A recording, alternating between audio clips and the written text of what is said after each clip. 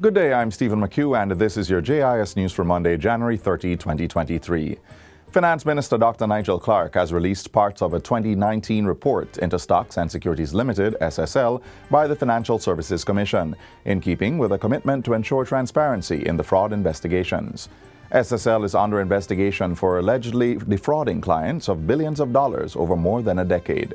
We have committed to you that we will be transparent about all aspects of this, and we will support a thorough and independent investigation. The investigators are empowered to follow the facts wherever they lead. According to the 2019 FSC report, the SSL was holding increasingly large client cash balances which were not being invested in securities and had failed to ensure that proper liquidity management procedures were in place.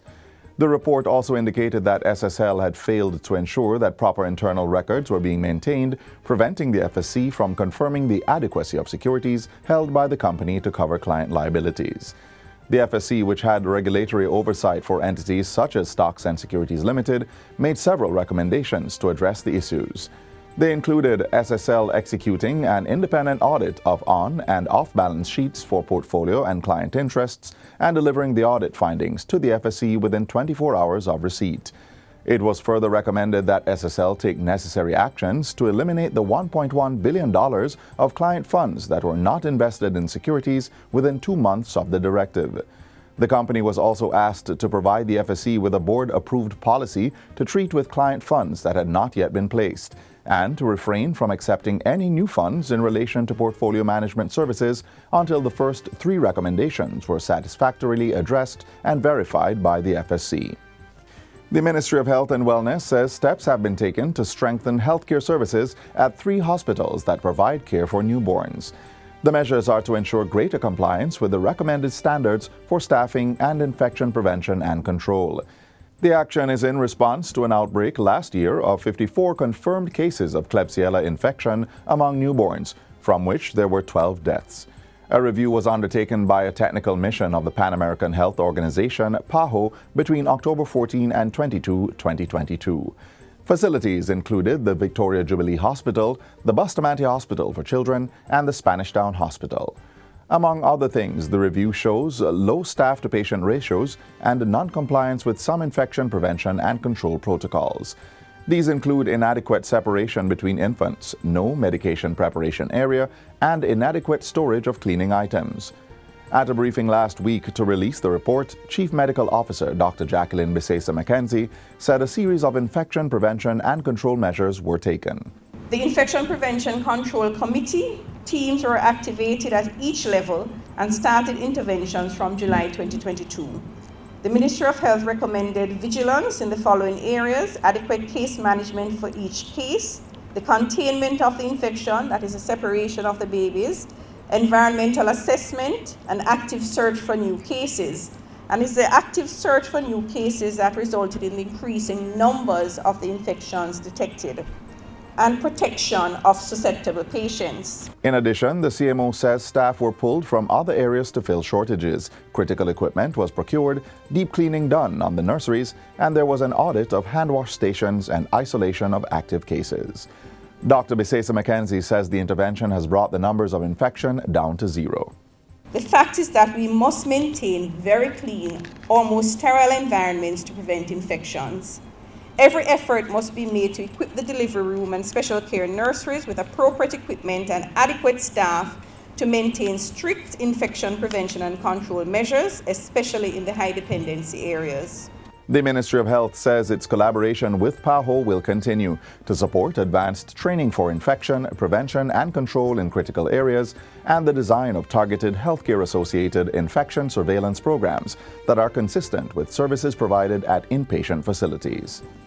The National Certification Body of Jamaica, NCBJ, is widening its certification program to include more clients and services. Among the new certification services is a Food Safety Management System, FSMS, designed to meet the needs of the export market for agricultural products. Through this project, the NCBJ will be able to assess and certify local and regional farmers and agro-processors with Global Good Agricultural Practices, Global GAP, accepted standards. It's a 2-year project being supervised by the Caribbean Development Bank and financed through a grant of over 157,000 euros provided by the European Union. Team leader Diane Allison says through the partnership, the NCBJ is implementing the ISO IEC 17065-2012 standard, under which the Global Gap certification falls. The consultancy is to assist us to implement not just the requirement, but also to assist us in applying for the accreditation, training our auditors and technical experts or internal internal staff as well to understand the standard, the scheme itself, and also to present our application to the accreditation body so that we are able to get accredited to offer this certification to agro-processors, farmers alike across the Caribbean CARIFORUM countries. It's also expected to improve the technical capacity of quality practitioners through training and enhance the financial sustainability of the NCBJ.